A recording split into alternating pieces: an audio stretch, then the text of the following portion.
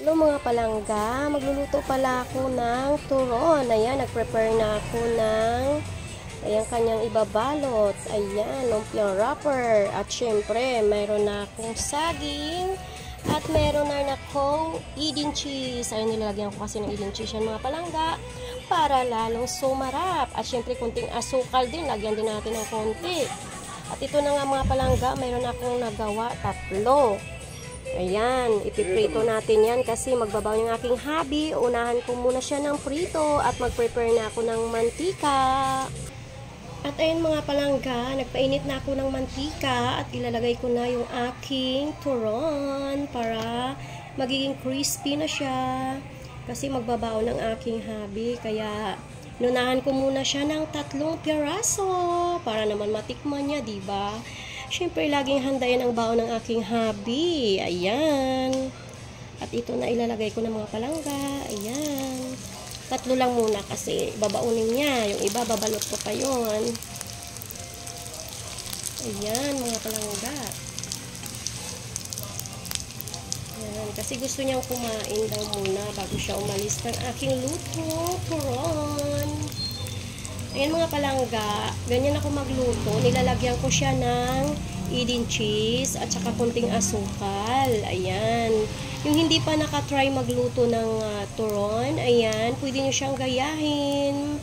Kasi minsan, di ba, kahit ako din noong una, saging lang siya at saka ipiprito lang sa mantika. Kaya ito ngayon ay ating nilagyan ng Edam cheese mga palangga para lalong sumarap yung ating pagkain. Ayan. Pa-crispy-crispy natin mga palangga para lalong sumarap siya.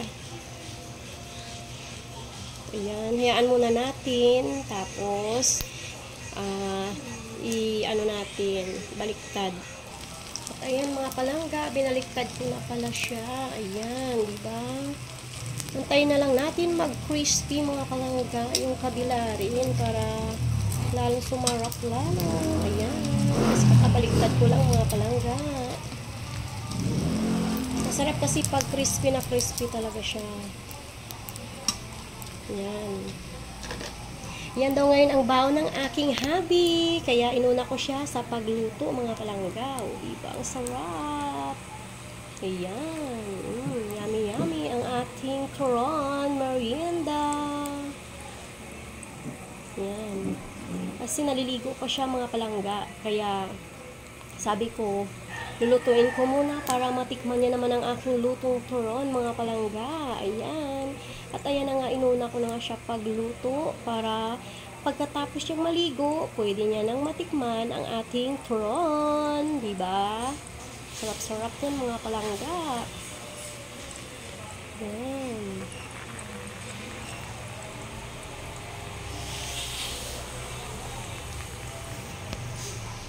Yan.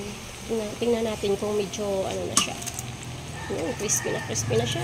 Ano mo natin konti dito sa kabila. Kasi hindi pa siya pantay. Papantay natin.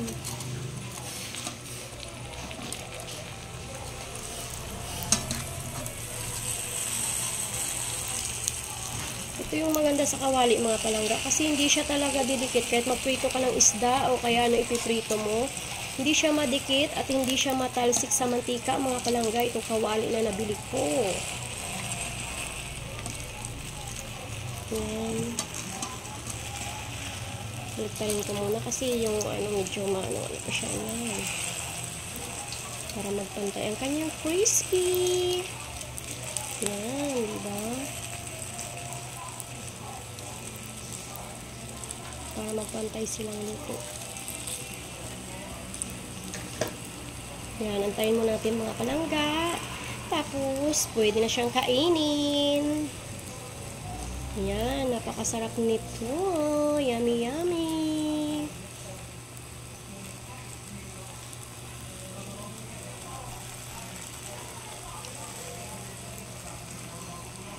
Marami pa akong ibabalot dun mga palangga. Hindi pa ako tapos.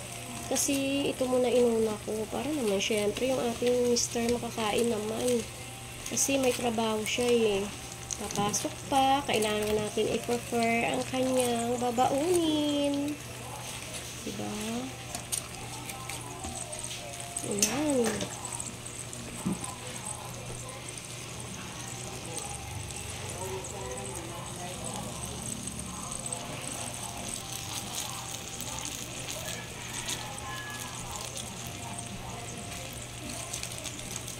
Ang sarap nito pag crispy. Crispy talaga siya.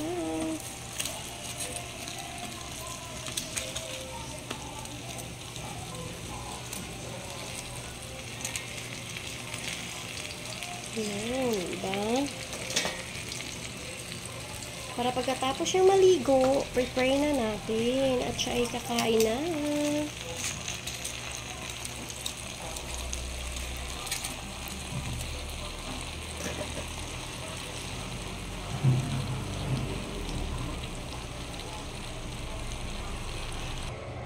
At ayun na mga palangga, luto ng ating turon. Ayan, isi-serve na natin sa ating hubby. Ayan, luto na siya. Luto na ne. At ayan, luto ng ating turon. At ayan, marami pa akong ibabalot mga palangga. Ayan. Ayan na, luto ng aking 3 piraso na naunang gawa na lumpia na turon. Ayan. O, tikman natin. O, talagang ang lutong. Crispy na crispy talaga siya. Ayan. At ito naman, i-next ko na lang ito sa pagbabalot mga palangga. Ayan.